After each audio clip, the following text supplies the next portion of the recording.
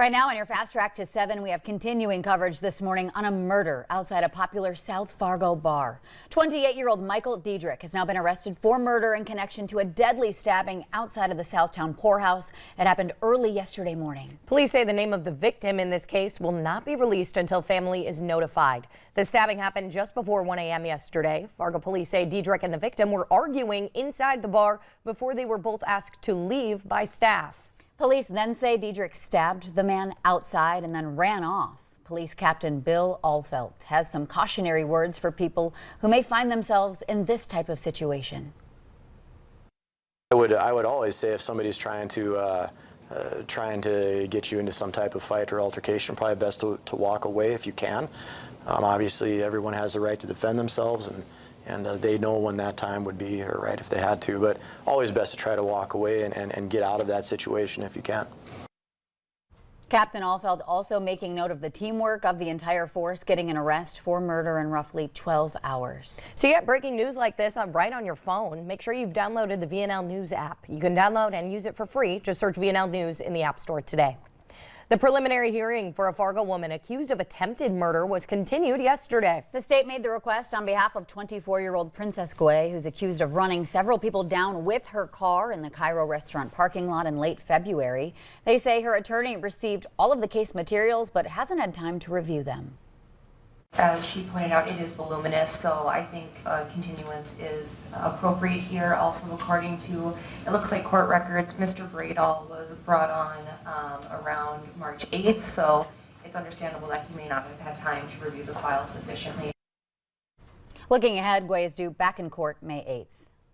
We're learning more this morning on a child pornography arrest of a Fargo man that happened on Wednesday. Investigators say they were tipped off by an apartment maintenance worker who said a man had printed photographs of child sex abuse material. Joel Schumacher was arrested and is charged with 10 counts of possessing child porn.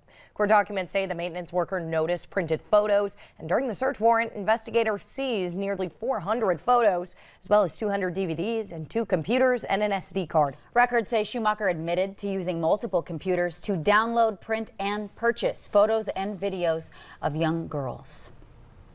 6:53 here on our fast track into our holiday weekend. We're sending things right on over to Lisa Green for a closer look at our forecast this morning. Hi, Lisa. Good morning. We are looking at some travel that's going to be impacted if you have some Easter weekend travel going on. Today is going to be a day where we're going to have to pay close attention to what's happening out there, road conditions and the radar as well. And we do have an alert here. You can see it's more for central North Dakota right now, but we do have a couple of counties in the alert. That is Wells County and also Rolette County here in the viewing area here, where we're in that advisory, winter weather advisory, until 1 o'clock this afternoon. This is an area that's getting more measurable snow right now, but we are seeing precipitation right here in the valley as well. You can see the area of snow that's a little bit larger from Bismarck and points north, and then a line of snow showers and what could be some freezing rain too. We've been seeing a little bit of that on our DOT cams. That's lifting to the northeast.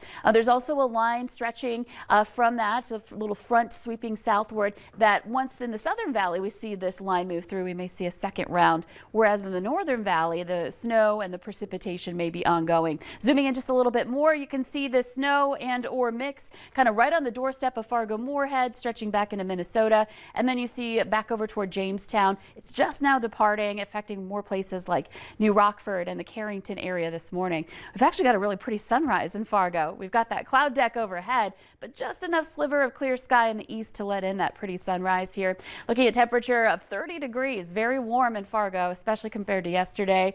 Jamestown reporting a little light snow, and Bemidji again a little bit colder to the east. We're into the teens there. And as we work our way through the day today, that potential for snow will continue in the valley. Anywhere in the valley we have that possibility throughout the day. For Fargo, our best bet is this morning, and then I just showed you that line extending southward. That's a little bit farther west. That may sweep through this afternoon and bring another round, but temperatures are going to be milder in the south. We're looking at some upper 30s, so snow is more likely to melt as it falls, or we could even see more of a mix in the south. Whereas up north, that's where temperatures are going to be closer to freezing, and that's where we've been talking about that possibility for some accumulations, maybe an inch to a couple of inches of snow there, just enough to coat those roads and make them slick. And then heading into the holiday weekend, Saturday quieter, Easter Sunday, we'll watch for a few flakes in the south on Sunday morning. after we get through that, we're looking at some conditions that are going to be pretty nice into next week, some 50s to come. So Easter arrives and then we see springtime return to the valley. I don't know. Those are some pretty stunning sky views this morning. Wow. It is beautiful in those areas where we're getting a little sun. Enjoy it while you can, because we'll likely see those clouds take over more throughout the day in places like Fargo. Gotta just take it all in. Yep. Thank you, Lisa. Well, prom season is in full swing. Maybe you already have your date in your dancing shoes, but do you have your dress? Well, the Valley Today's Tatum Miller is live at the prom shop at Cheyenne High School in West Fargo, finding out how they bridge the gap for affordability for the big night. Good morning, Tatum. Good morning, guys. Yes, it is all glitz and glam up in here. We are surrounded by prom dresses at Cheyenne High School in West Fargo. I'm live with Kim Zemer, who started the prom donation shop. So can you kind of describe what this looks like? We started with maybe a dozen dresses and saw a need in the community for affordability when it comes to prom. And so we started asking for donations on Facebook and kind of putting it out there that we wanted to grow this program. And it went from a dozen dresses to now over 500 that we have here. That is absolutely insane. And I know you've been able to witness all the benefits firsthand. So how can we donate if we want to contribute?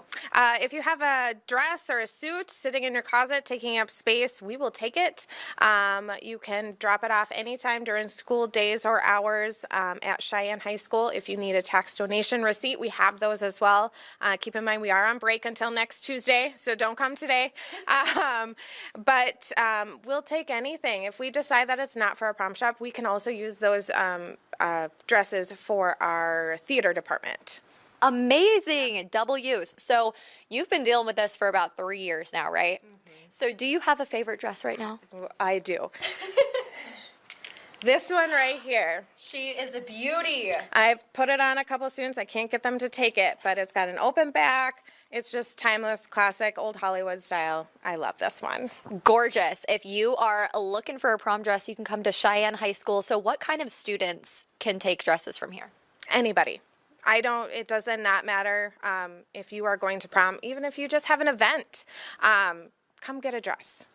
We need to take that affordability out of prom. If somebody wants to go to prom, we're going to make that happen. That is incredible. Thank you so much, Kim. And if you want to come by, just make sure to call the counseling office. Again, they're not back in school till Tuesday, so don't call today. But I am Tatum Miller for Valley News Live. We'll check back in with you later. Back to you guys at the studio. Oh my goodness, thank you so much for a live look at those stunning gowns this morning, Tatum. Wow. Yes, and Cheyenne High School will have their prom on April 27th. The countdown is on, but the shop is open to any high school student in the FM Metro, as you heard right there. Well, in Grand Forks, the Downtown Development Association is getting into the Easter spirit by hiding eggs all around town. As of last check, there are still a few left, but the golden egg has been found. Hints are posted on their Facebook page daily, and if you do find one, you're asked to take a picture, post the photo, and tag them. One family sharing their photo saying they found an egg and it had candy and 2 movie tickets inside. Very fun. Well, Easter is this Sunday, as we know, and this year the Cadbury Bunny is no bunny at all. Look at him. The 2024 Cadbury Bunny is a 2-year-old raccoon from South Florida. Louie the raccoon will soon make his TV debut in a Cadbury commercial. The win also comes with a $7,000 cash prize. What's he going to do with that? This was the 6th annual tryout year. Nothing says Easter like Louie the Florida raccoon. Well, this all played out in true March Madness fashion, with animal lovers voting in a bracket-style elimination tournament on Instagram. So congrats to you, Louie. Well, the Today Show and CBS Mornings are just about to start. In the meantime, soak in the beautiful sunrise this morning on our Good Friday. Thank you again for joining us. We hope you have a wonderful Easter holiday weekend. My name's Ashlyn Hill. And I'm Alex Larson. Take care.